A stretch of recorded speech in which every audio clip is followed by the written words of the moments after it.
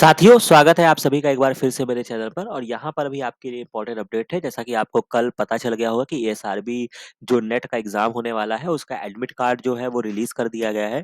तो हालाँकि अब यहाँ पे करना क्या होगा, तो मैं आपको एक बार वापस से प्रोसेस बता देता हूँ। तो जैसा कि आप इस वेबसाइट पे जब आप विज़िट करेंगे, तो यहाँ पे आपको एडमिशन सर्टिफ़िकेट का ऑप्शन दिया जाएगा। इसको आप क्लिक करेंगे, तो ये आपको एक सेपरेट पोर्टल पे लेकर जाएगा, जो इस तरीके से आपका ओपन होगा और बहुत ही सिंपल है, आपको कुछ नहीं करना है। अपना रजिस्ट्रेशन नंबर जो आपको मिला है, उसको यहाँ पे फिल करिएगा और अपना डेट ऑफ बर्थ डालिएगा। बाकी अगर आप यहाँ पर अपना रजिस्ट्रेशन नंबर भूल गए हैं, तो उसके लिए भी बहुत ही सिंपल ऑप्शन है, जो कि आपको क्या करना है, फॉरगॉट रजिस्ट्रेशन नंबर पे जाना है। तो यहाँ पे एटलीस्ट आपको अपना मोबाइल नंबर और डीओबी तो पता ही होगा या ईमेल आईडी पता होगा। तो बस आपको उतना डालना है और यहाँ पे मैं एक चीज़ और भी बता दूँ कि कोई ओटीपी का सिस्टम नहीं है कि आपके पास ओटीपी नहीं आया या क्या नहीं हुआ।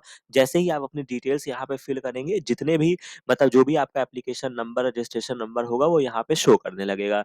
तो यहाँ तक बहुत ही सिंपल ही वे में आपको समझ में आ गया है कि क्या करना है। अब यहाँ पर हम थोड़ा-सा देख लेते हैं कि एडमिट कार्ड में क्या चीज़ें आपको ध्यान रखना है, क्या बेसिकली इंस्ट्रक्शंस है। तो जैसा कि आप यहाँ पे देख सकते हैं, तो ये आपका एडमिट कार्ड है। जब आप इसको डाउनलोड करेंगे, तो इस तरीके से आपको देखने को मिलेगा कि ये आपका एडमिट कार्ड है। परीक्षा की तिथि जैसा कि ये बेसिकली आपका एग्रीकल्चर बायोटेक का है, जिस स्टूडेंट का है, उसका है। तो वो परीक्षा जो है वो आपका 27 अप्रैल को है, बाकी 26 से 30 के बीच में हो रहा था। तो जो भी आपने सब्जेक्ट चूज़ किया होगा, उसके अकॉर्डिंग आपको स्लॉट दिया गया होगा या आपका डेट डिसाइड हुआ होगा, राइट? तो जैसे कि मान लीजिए कि ये आपका 27 अप्रैल को पेपर है, परीक्षा का समय जो है ये मॉर्निंग सेशन में है, 9 बजे से लेकर 11 बजे तक है, 2 घंटे का पेपर है।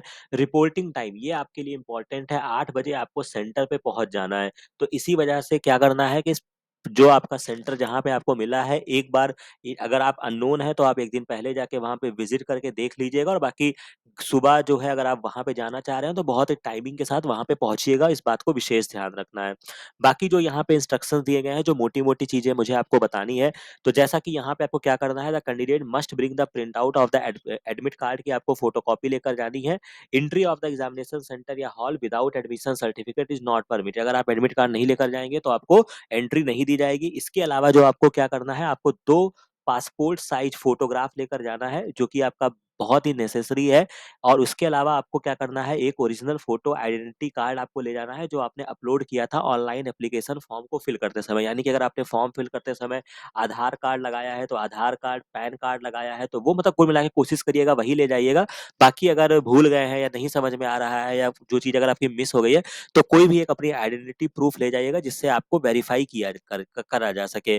ठीक है? इसके अलावा भी अगर आप वहाँ पे एडमिट कार्ड के साथ अगर आप ये चीज़ें नहीं लेकर जाएँगे, आधार कार्ड वगैरह, तो आपको परमिशन नहीं दिया जाएगा एग्ज़ामिनेशन के लिए।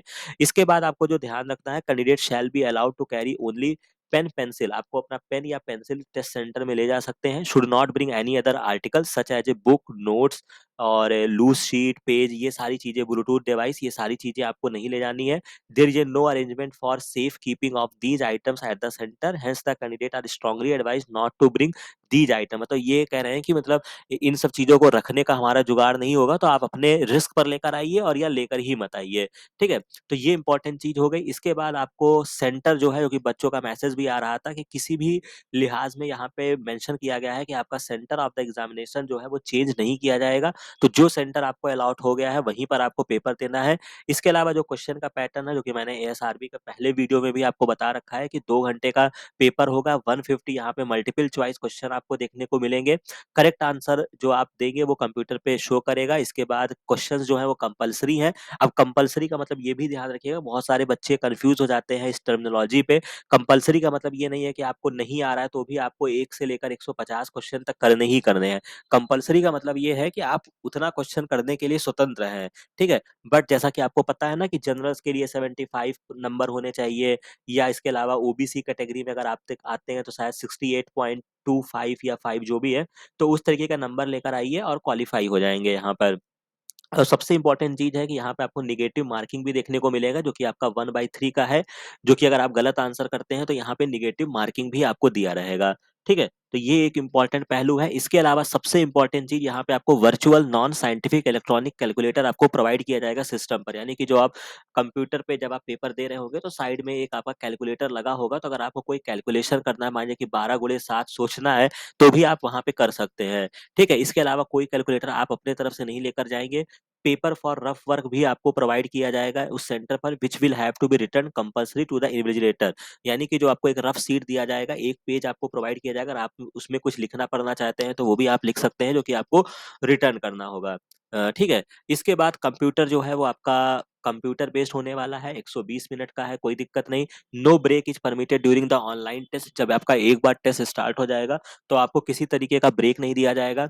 अगर आपको कहा जा रहा है, ये उनका सजेशन है कि आप जाके एग्जामिनेशन वेन्यू लोकेशन से एक बार फैमिलियर हो जाइए, ताकि लास्ट मिनट का कोई दिक्कत ना हो। इसके अलावा आपको अब जो आपका रजिस्ट्रेशन नंबर है, रोल नंबर है, या जो भी सारी इन्फॉर्मेशन है उसको सहेज कर रखिएगा, ताकि फ्यूचर करेस्पॉन्डेंस के लिए, मतलब एडमिशन सर्टिफिकेट, ऐसा नहीं कि वहां पे एग्जाम दे दिया तो एडमिशन सर्टिफिकेट या एडमिट कार्ड उठा के फेंक दिए, ऐसा नहीं है। उसको लेकर आइएगा, सहेज कर रखिएगा। अगर आप आगे सेलेक्ट होते हैं, कोई और प्रोसेस होगी तो वो चीजें जमा करनी होंगी। ठीक है। अब टेस्ट प्रोसेस का मैं आपको बता देता हूँ। क्वेश्चन जो होंगे वो आपको इंग्लिश और हिंदी दोनों में आपको दिखाई पड़ेंगे। ठीक है। हर क्वेश्चन के 4 आंसर होंगे, बाकी जो सही होगा वो आपको चूज करना है। The candidate can go to any question. इसके अलावा आप सपोज दैट, यहाँ पे ये भी इंपॉर्टेंट चीज है कि आप किसी भी क्वेश्चन पे डायरेक्टली जंप कर सकते हैं। कहने का मतलब है कि आप एक से लेकर, आपके पास 150 है, आपने एक से लेकर 25 क्वेश्चन तक पढ़ा और आपको लग रहा है कि मजा नहीं आ रहा है, समझ में नहीं आ रहा है, तो आप ऐसा नहीं कि आपको लाइन से ही पढ़ते जाना है। अगर आपको लगता है कि लाओ 75वां क्वेश्चन में उठा के देख लूं क्या पूछा गया है, तो आप सीधा जंप कर सकते हैं। तो वहां पे एक ऑरेंज कलर का बटन दिया होगा, जिसके माध्यम से आप क्या कर सकते हैं, जंप कर सकते हैं। और इसके अलावा जो होगा, आपको क्या करना है, अगर आप किसी क्वेश्चन का आंसर कर देते हैं तो वो आपका यहाँ पे हल्का सा मिट गया है, ग्रीन कलर का शो करेगा। ठीक है। तो ग्रीन कलर का मतलब है कि आपने उस क्वेश्चन को अटेम्प्ट किया है बिना किसी प्रॉब्लम के। इसके अलावा एक कंप्यूटर बेस्ड टेस्ट में एक और चीजें होती है जो आपने फैमिलियर होंगे, कभी आपने एग्जाम दिया होगा, और नहीं दिया है तो उसको समझ लीजिए। जैसे कि कोई अगर आपको डाउटफुल क्वेश्चन लगता है और आप उसको बाद में देखना चाहते हैं, तो आप उसको mark question for review without answering करके भी छोड़ सकते हैं। और उस पर जो होगा वो इस तरीके का सिंबल बन जाएगा, और दिस क्वेश्चन जो होगा वो आपका ब्लू कलर का दिखाएगा। इसके अलावा है कि अगर आप उसको अनमार्क करना चाहते हैं, तो बाद में अनमार्क रिव्यू का बटन दिया होगा। मतलब जैसे फॉर एग्जाम्पल आपको लगा कि यार जेनेटिक कोडॉन का क्वेश्चन है, बट मुझे नहीं आ रहा है, बट मैं इसको बाद में आके देखूंगा, तो 75 नंबर का अगर ये क्वेश्चन है, तो आप उस पर क्या करेंगे, आप इसको मार्क फॉर रिव्यू करके छोड़ देंगे, जो आपका ब्लू कलर का दिखने लगेगा। ठीक है। इसके बाद क्या है कि कुछ ऐसे भी हो सकते हैं कि जो आपको लगेगा कि if you have answered a question would like to review, आपने आंसर कर दिया, बट आप चाहते हैं कि यार मैंने रेप्लिकेशन पढ़ा था, वहां से क्वेश्चन आया है, बट मैं इसको एक बार दोबारा जमा करने से पहले चेक करना चाहूंगा।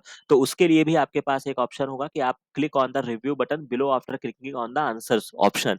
तो इस तरीके को भी जब आप करेंगे तो ये आपका रेड कलर का शो करेगा। तो बहुत ही बेसिक है। और बाकी अगर आप इन चक्करों में नहीं पढ़ना चाहते हैं, तो सिंपल सी कहानी बताऊं मैं आपको, जो आपका रफ सीट मिलेगा, ठीक है, A4 साइज का जो आपका रफ सीट मिलेगा, उसमें ऐसे लाइन खींच लीजिएगा। जो क्वेश्चंस आपको पहले राउंड में आसानी के साथ आएंगे उनको लगा देंगे, वो आपका ग्रीन कलर का हो जाएगा। और यहाँ पे भरने में क्या होता है ना, फिर आपको मिटाना पड़ेगा, दुनिया भर की चीजें होगी। तो आप अपने इसी रफ पेज पर साइड में नोट कर, मानिए कि आपको लगा कि नहीं, 74वां क्वेश्चन मुझे मेरे तरीके का है, मुझे एक बार देखना है, 78वां क्वेश्चन है, 79 क्वेश्चन है, 101 वाला क्वेश्चन है, तो चाहो तो ऐसे भी कर सकते हो, ताकि तुरंत यहाँ पे जब पेज पर देखोगे उसी समय वहां पे जंप कर जाओगे। क्योंकि अगर लगा के छोड़ दिया तो हो सकता है कि वो आपका काउंट कर ले। समझ रहे, मानिए कि आपने अनमार्क नहीं किया, ठीक है, तो कभी-कभी उसको कंसीडर कर लेते हैं। तो इन चीज़ों से बचने के लिए ये वाला कर लीजिएगा। इसके बाद कभी भी आप अपने क्वेश्चन्स के आंसर को चेंज कर सकते हैं। मान लगाया फिर मन किया नहीं भाई ये आंसर नहीं है, तो आप उसको चेंज भी कर सकते हैं। तो वही सारी बातें यहाँ पे बताई है। इसके अलावा टाइमर आपको दिखाता रहेगा कि कितना टेस्ट आपका बाकी है, काउंटडाउन स्टार्ट रहेगा। 120 मिनट जब आपका क्लोज हो जाएगा तभी टेस्ट क्लोजेस होगा ऑटोमेटिकली, जब आपका 120 मिनट कंप्लीट हो जाएगा। ठीक है? इस तरीके से ये आपका हो गया। और इसके अलावा जो आपका इम्पोर्टेंट है, अ, हाँ, एक चीज़ और यहाँ पे उन्होंने बोला, और इसके लिए चूँकि जो मेरा अपना खुद का एक्सपीरियंस रहा है कि ये कोई अपना, जैसे कि आपको पता है ना कि एएसआरबी का आपको पेपर ऑफिशियल पेपर नहीं मिला होगा, बाकी कोई अगर ऐसे ही डाल दिया हो बनाकर या अपने मेमोरी बेस्ड, तो वो एक अलग विषय है, बट ये अपना ऑफिशियल क्वेश्चन पेपर या आंसर की रिलीज नहीं करते। बट ये एक बात बड़ी अजीब सी करते हैं, और जैसा कि यहाँ पे आपको दिखाई पड़ रहा है कि bold any discrepancy about the questions answer by logging into the link representation regarding net. इस तरीके का आपको एक लिंक दिखेगा जब आप पेपर दे लोगे, तो यहाँ पर जाके आप क्या कर सकते हैं, अगर आपको किसी पे डाउट है, जो कि आपका विद इन 2 डेज जो होगा वो आपका एक्टिव हो जाएगा, और इन पे आप क्लेम कर सकते हैं कि भाई ये क्वेश्चन में मुझे प्रॉब्लम है। ठीक है? मतलब डेट ऑफ बर्थ और लॉगिन करके आपको साइन करना होगा। बट यहाँ पे जब क्वेश्चन पेपर देते नहीं है ना, तो होता क्या है कि आपको याद ही नहीं रह जाता है कि मुझे किस क्वेश्चन में प्रॉब्लम थी या क्या था। तो अगर आपको लगता है कि लगा कि नहीं यार इस क्वेश्चन में दिक्कत है या ये क्वेश्चन ही खराब है, तो कोशिश करिएगा कि उस क्वेश्चन को नोट कर लीजिएगा। मतलब ज़हन में या जो आपका एडमिट कार्ड होगा, एटलीस्ट एडमिट कार्ड तो आपको A4 साइज़ जमा हो जाएगा, लेकिन एडमिट कार्ड आपके पास रहेगा। तो उस पर्टिकुलर क्वेश्चन की जो लैंग्वेज होगी ना, उसको एक बार नोट कर लीजिएगा या ज़हन में रख लीजिएगा, ठीक है? क्योंकि फिर आप रिप्रेजेंटेशन कर सकते हो, या आप लौट कर आएँगे, फिर 2-3 दिन में इंसान वैसे भी भूल जाता है और फिर ये कोई आपका आंसर की वगैरह देंगे नहीं। तो जो आप मेमोरी बेस पे आपको लगता है कि भाई यहाँ पे गड़बड़ी हुई, कोई भी चीज़ हुआ, तो आप वहाँ पे मेंशन कर सकते हैं। ठीक है? इसके अलावा जो क्वेश्चन पेपर होगा वो आपका बाइलिंगुअल फॉर्म में होगा, लेकिन अगर कोई भी डिस्क्रिपेंसी होती है तो आपका इंग्लिश और हिंदी वर्जन में, तो जो करेक्ट वर्जन माना जाएगा या जिसको प्रेफर करेंगे वो आपका इंग्लिश होगा, जो कि हर एग्जाम्स का रूल होता है। बाकी कोविड-19 गाइडलाइंस का आपको फॉलो करना है। बाकी आप अपना ड्रिंकिंग वाटर ले जा सकते हैं, ट्रांसपेरेंट वाटर बॉटल होना चाहिए, स्मॉल बॉटल ऑफ सैनिटाइजर ले जा सकते हैं, और आपको मास्क और ग्लव्स भी पहन के जा सकते हैं या जाना चाहिए। ठीक है? तो यहाँ तक बात आपको समझ में आ गई होगी। जो मोटी-मोटी बातें थी वो मैंने आपको बता दिया है। रिपोर्टिंग टाइम पे पहुँच जाइएगा, और अच्छे से, अब ऐसा कुछ नहीं है कि एक क्वेश्चंस और भी रहते हैं कि इसके लिए क्या पढ़ें या क्या करें, ऐसा कोई आपको रॉकेट साइंस नहीं करना है। बट नाम से स्पष्ट है कि आपने जो सब्जेक्ट को चूज़ किया है, उसका सिलेबस दिया है, उसके अकॉर्डिंग, बैकग्राउंड के अकॉर्डिंग चीज़ों को पढ़िएगा, ठीक है? और इसी तरीके से ही हो जाएगा। मतलब कुछ ऐसा नहीं कि आपको बहुत यहाँ पे स्पेसिफिक करने की ज़रूरत है, ठीक है? बस आप लास्ट मोमेंट पे आप मॉलिक्यूलर बायोलॉजी हो गया, जो भी चीज़ें आपकी एग्रीकल्चर ओरिएंटेड है, या आपका बॉटनी थोड़ा-सा पढ़ लीजिएगा, ठीक है? प्लांट्स जो भी, मतलब खेल पढ़िएगा, थोड़ा प्लांट ओरिएंटेड पढ़ लीजिएगा, ठीक है? बाकी मॉलिक्यूलर काफ़ी अच्छा पूछते हैं, जो मुझे भी ध्यान है, स्प्लाइसिंग, ड्रोसा, प्रासा, ये सारी चीज़ों से क्वेश्चन आया था जब मैंने दिया था, ठीक है? तो ये सारी चीज़ें रहती हैं, तो मतलब मोर और लेस आपको कोई बहुत हाई-फाई नहीं लगेगा, मतलब मॉडरेट क्वेश्चंस आपको मिलेंगे, ठीक है? तो बाकी वैसे भी 2 घंटे में 150 क्वेश्चन है, तो उस तरीके से सेट ही किया जाएगा, ठीक है? रिकॉम्बिनेंट डीएनए टेक्नोलॉजी हो गया, ये सारी चीज़ों को अच्छे से पढ़ कर जाइएगा, ठीक है? तो आशा है कि ये वीडियो, ये सारी इन्फॉर्मेशन आपको समझ में आई होगी। बाकी कहीं पर अगर आपको कोई डाउट होता है, तो उसको कमेंट सेक्शन में ज़रूर बताइएगा। बाकी मिलते हैं नेक्स्ट वीडियो में, नेक्स्ट इन्फॉर्मेशन के साथ। Thank you very much.